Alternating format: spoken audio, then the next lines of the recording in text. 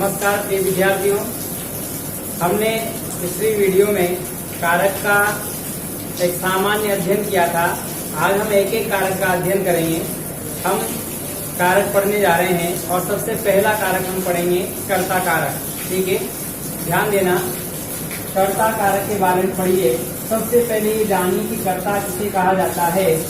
तो किसी भी क्रिया को करने वाला कर्ता कहलाता है और इसकी सही और सटीक परिभाषा है किसी भी कार्य को करने के लिए जो स्वतंत्र होता है वो कर्ता कहलाता है। ठीक है, क्रिया करने वाला कर्ता कहलाता है। अब कर्ता कारक की पहचान है ने, यानी जिस वाक्य में ने परसर्ग का प्रयोग होता है, ने परसर्ग का प्रयोग होता है, उस वाक्य में कौन सा कारक होता है, या जिस शब्द के साथ ने परसर्ग का प्रयोग होता है उसमें कर्ता कारक होता है। जैसे राधा ने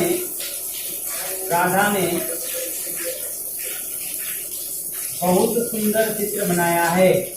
बहुत सुंदर चित्र बनाया है। अब ध्यान देना, राधा ने बहुत सुंदर चित्र बनाया है। किसने बनाया है? राधा ने। यहाँ पर ने परसर्ग आ रहा है तो कारक कौन सा हो जाएगा? कर्ता कारक हो जाएगा। यानी जिस वाक्य में जिस शब्द के साथ जहां भी ने परसर्ग लग जाए वहां हमेशा कर्ता कारक होगा। ठीक है, जैसे पूनम ने घर सजाया है। पूनम ने अपना घर सजाया है या पूनम ने सजावट की है। तो पूनम ने, यानी ये तो बहुत आसान बात हो गई। जहां पर ने आएगा, जिस शब्द के साथ ने आएगा वहां पर कारक कौन सा होगा? कर्ता कारक होगा। अब ये ध्यान देना, ये तो हो गई परसर्ग युक्त। लेकिन जहां पर ने परसर्ग नहीं हो और फिर भी उस शब्द में क्रिया करने वाले का बोध हो तो फिर वहां पर भी कर्ता कारक होता है। जैसे राधा नाच रही है। राधा नाच रही है। अब मुझे बताइए, ये नाचने की क्रिया कौन कर रही है? राधा कर रही है। ध्यान देना, यदि क्रिया के साथ हम कौन शब्द से प्रश्न करें तो जो जवाब आएगा वो कर्ता का जवाब आएगा और उसमें कर्ता कारक होगा। ठीक है, राधा नाच रही है। मोहन खेल रहा है। मोहन खेल रहा है। मोहन खेल रहा है। बताओ कौन खेल रहा है? मोहन। खेलने की क्रिया कौन कर रहा है? मोहन। तो बताओ कारक कौन सा हो जाएगा? कर्ता कारक हो जाएगा। ये तो रही कर्ता कारक की सामान्य बातें। राम दिख रहा है, राहुल दौड़ रहा है, मोहिनी खाना बना रही है ना। सीता जंगल में जा रही है। सीता जंगल में जा रही है। राम सेतु निर्माण करने में लगे हुए हैं। या दीनदयाल घर की सजावट कर रहा है। किसी भी प्रकार का वाक्य हो, कितना भी लंबा वाक्य हो, या तो उसमें ने परसर्ग हो शब्द में, या शब्द में ने परसर्ग नहीं हो तो फिर क्रिया करने वाले का बोध हो संज्ञा सर्वनाम से। जरूरी कि यहाँ पर केवल नाम ही आए, सर्वनाम भी इस रूप में आ सकता है। जैसे मैं कहूँ मैं तो बाजार जाऊंगा। मैं तो बाजार जाऊंगा। तो मैं बाजार जाऊंगा। बताइए बाजार जाने की क्रिया कौन करेगा? मैं। तो यहाँ पर ये मैं भी क्या होगा? कर्ता कारक होगा। मैंने सभी की भलाई की है। भलाई की है। किसने की है? मैंने। तो मैं के साथ मैंने, उसने। ठीक है, तो इस प्रकार के जो वाक्य हैं वह आ रहा है, वह खेल रहा है। ठीक है, तो या तो संज्ञा हो या सर्वनाम हो, लेकिन यदि उससे क्रिया करने वाले का बोध हो तो मित्रों उसमें कौन सा कारक होगा? कर्ता कारक होगा। लेकिन अब जानिए कर्ता कारक की विशेष बातें। विशेष बातें क्या है? देखो, विशेष तथ्य क्या है? विशेष तथ्य ये है कि हमने से और द्वारा का जो परसर्ग चिन्ह पढ़ा है ये कौन से कारक का चिन्ह है? ये है कर्ण कारक का। लेकिन ध्यान रहे, मैंने कल भी कहा था, पिछली वीडियो में भी कहा था कि ऐसा जरूरी नहीं है कि जहाँ से और द्वारा है वहाँ हमेशा ही कर्ण कारक होगा। ऐसा कोई जरूरी नहीं है। ध्यान देना, यह चिट्ठी राधा द्वारा लिखी गई है। इस उदाहरण को बहुत ध्यान से पढ़ना। यह चिट्ठी राधा द्वारा लिखी गई है। बताओ क्या लिखी गई है? चिट्ठी के लिए तो हो जाएगा कर्म कारक, ठीक है। अब राधा द्वारा लिखी गई, तो बताओ क्रिया किसके द्वारा हुई है? राधा द्वारा हुई है, यानी क्रिया करने वाला कौन है? राधा।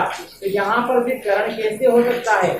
यहाँ पर तो कर्ता कारक होगा, ये ध्यान रखना। यदि किसी कर्ता के साथ से या द्वारा शब्द लग जाए, मेरे द्वारा गीत गाया गया है, मेरे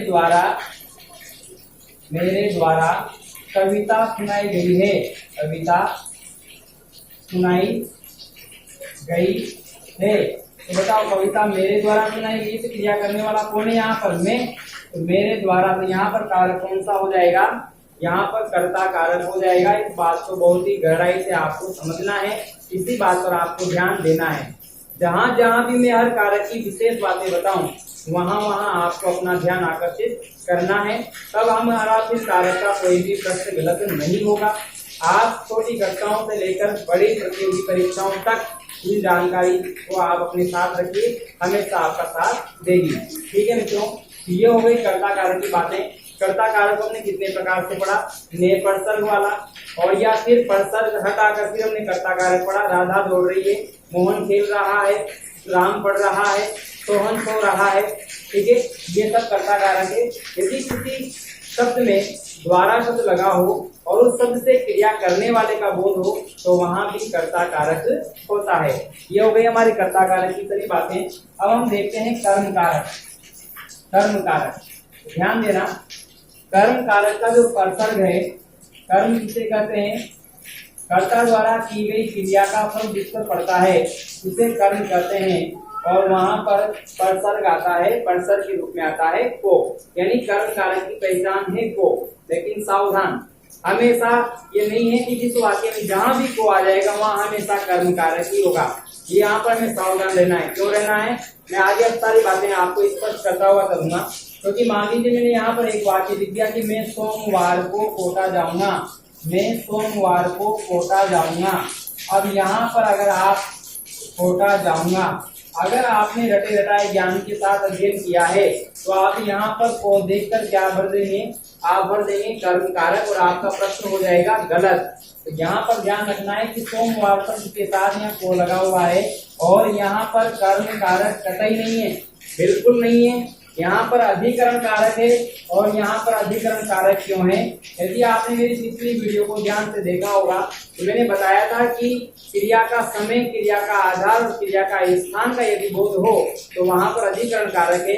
और कोटा जाऊंगा क्रिया कब होगी? सोमवार को। ही क्रिया का क्या है? समय, और समय के साथ को परसर्ग लगा हुआ है, इसलिए यहाँ पर कर्म कारक न होकर अधिकरण कारक होगा। यहाँ पर हमें सावधान रहने की आवश्यकता है।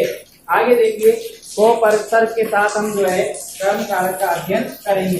एक सीधा सा उदाहरण मैं यहाँ लिख रहा हूँ, जो प्रचलित उदाहरण है कि राम ने रावण को मारा। राम ने रावण को मारा। किसको मारा? रावण को। यहाँ पर को परसर्ग आ रहा है, और कारक कौन सा हो जाएगा? कर्म कारक। मोहन। अगला उदाहरण देखिए, को परसर्ग वाला, राम ने रावण को मारा, इसमें कर्म कारक हो गया। अध्यापक ने छात्रों को पाठ पढ़ाया। छात्रों को पाठ पढ़ाया। निखिल ने नितेश को पीटा। निखिल ने नितेश को पीटा। किसको पीटा? नितेश को पीटा। छात्रों को पढ़ाया। मोहन को, अब ध्यान देना, मोहन ने धोबी को कपड़े दिए। मोहन ने धोबी को कपड़े दिए। अब ये ध्यान रखना है, दा धातु के साथ, इस उदाहरण पर आपको विशेष ध्यान देना है कि दा धातु के साथ सदैव संप्रदान कारक आता है। लेकिन यहाँ दिए, यहाँ भी दा धातु है, दिए। मोहन ने धोबी को कपड़े दिए। धोबी को कपड़े दिए। यहाँ पर भी दा धातु है, लेकिन ध्यान देना यहाँ संप्रदान कारक नहीं होगा, यहाँ पर कर्म कारक ही होगा। क्यों होगा? क्योंकि संप्रदान कारक उसी स्थिति में माना जाएगा जहां पर दी हुई चीज वापस न लौटाई जाए। वो हमेशा, जैसे राजा ने भिखारी को कपड़े दिए, वो दिए और हमेशा हमेशा के लिए दिए, वहां पर वापस आने की स्थिति नहीं है। लेकिन धोबी के यहाँ से कपड़े पुनः उसके पास आएंगे, इसलिए संप्रदान नहीं है। ये तो केवल धोबी को कपड़े दिए और वापस आएंगे, यहाँ संप्रदान नहीं है। अन्यथा अधिकतर उदाहरणों में जहाँ भी दा, दिया, देंगे, दिया जाएगा, ऐसी क्रियाएं आए यानी दा धातु वाली क्रियाएं आए, वहां पर संप्रदान कारक होता है, चाहे प्रत्यय के रूप में को लगा हो। लेकिन ध्यान रहे कुछ ऐसे विशेष उदाहरणों को हमें याद रखना है। धोबी को कपड़े दिए, यहाँ कपड़े पुनः वापस उसके पास आएंगे, इसलिए ये सही संप्रदान नहीं है। संप्रदान का मतलब क्या होता है? सम्यक रूप से प्रदान करना, दान देना, एक तरीके से दान में दे देना, हमेशा के लिए दे देना, ये संप्रदान है। लेकिन ये संप्रदान नहीं है। ठीक है, आगे देखिए, यानी हम ये तो देख लेंगे कि जहां पर कोपर्सर्ग आया वहां पर कौन सा कारक हुआ? कर्म कारक हुआ। ठीक है, छात्रों को पीटा, पाठ को पढ़ाया, मेज को धोया, कमरे को सजाया। एक बात देखिए आप, पुलिस ने चोरों को पकड़ लिया। पुलिस ने चोरों को पकड़ लिया। बताओ किसे पकड़ लिया? चोरों को। तो यहाँ सब में जहाँ मैं बता रहा हूँ आपको कर्म कारक है, यानी कर्ता द्वारा की गई क्रिया का फल, कर्ता द्वारा की गई क्रिया का फल जिस पर पड़ता है उस पर कर्म कारक होता है। पुलिस ने किसको पकड़ लिया? चोरों को। मित्रों, मैंने जो क्रियाएं पढ़ाई है उन क्रियाओं का आप अध्ययन करें, बाकी वीडियो देखें, पिछली वीडियो जरूर देखनी पड़ेगी। हिंदी व्याकरण में सारे टॉपिक ऐसे सभी बिंदुओं में कहीं न कहीं अंतर संबंध पाया जाता है, इसलिए आप उन बिंदुओं का अध्ययन जरूर करें, उन प्रकरणों को जरूर पढ़ें, तब आपके आगे की बातें समझ में आती हुई चली जाएगी। तो पुलिस ने चोरों को पकड़ लिया। मैंने सुदीप को बहुत समझाया। मैंने सुदीप को बहुत समझाया। तो आप समझ पा रहे हैं किसको समझाया? मेरे द्वारा की गई क्रिया का फल किस पर पड़ा? सुदीप पर पड़ा। मैंने सुदीप को बहुत समझाया। तो इस प्रकार के वाक्यों में क्या होगा मित्रों? कर्म कारक होगा। अब आगे ध्यान रखना, ये तो हो गए सीधे पहचान स्थिति, सबसे आसान बात थी।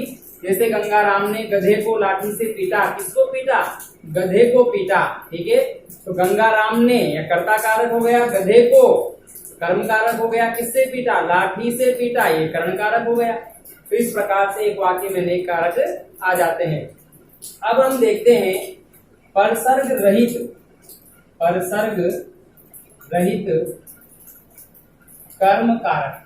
हर कारक को हमें दो प्रकार से पढ़ना है, एक तो परसर्ग युक्त कर्म कारक और एक कोई सा भी कारक, एक तो परसर्ग युक्त कारक और एक परसर्ग रहित कारक। दो प्रकार से हमें कारक का अध्ययन करना है। अब हम पढ़ रहे हैं परसर्ग रहित कर्म कारक। जैसे राधा चित्र बना रही है।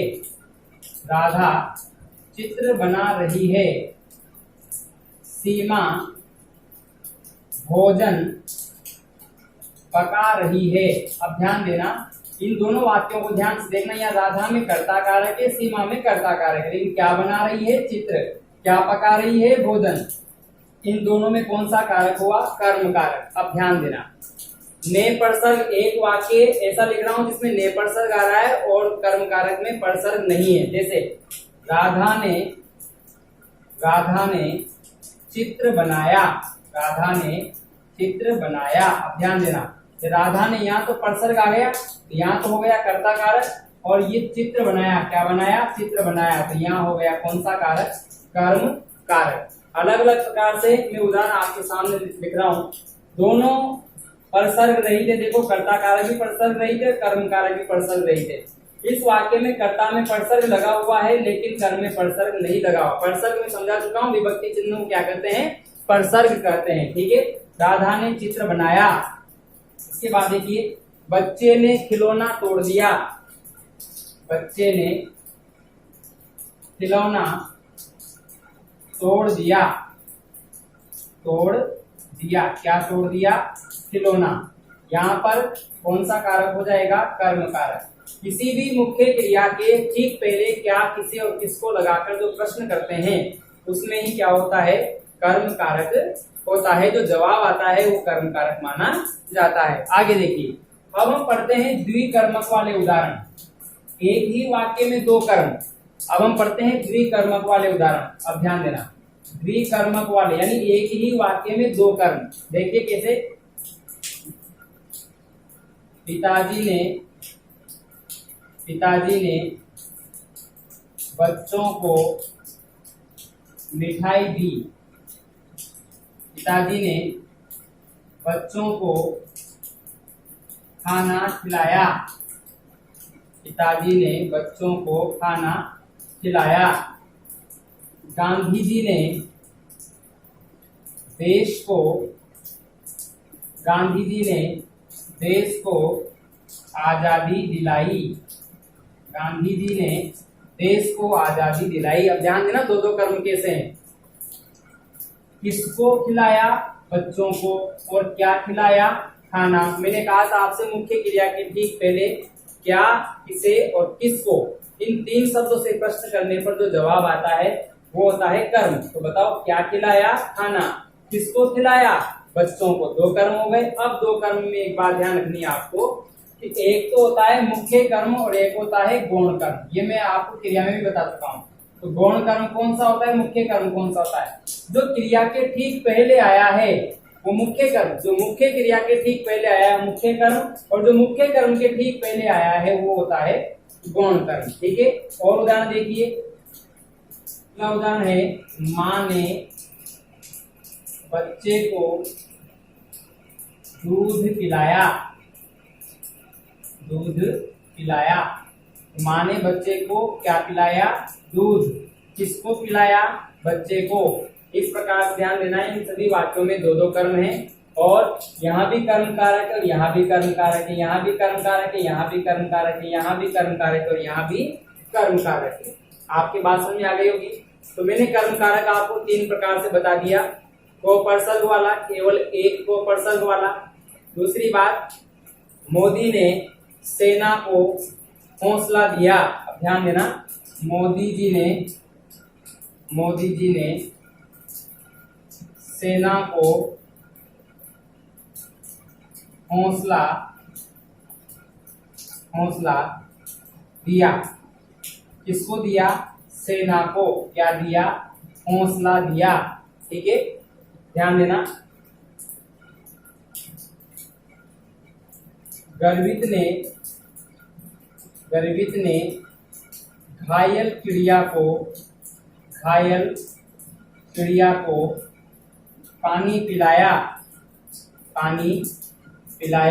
गर्वित ने घायल चिड़िया को पानी पिलाया। किसको पिलाया, चिड़िया को।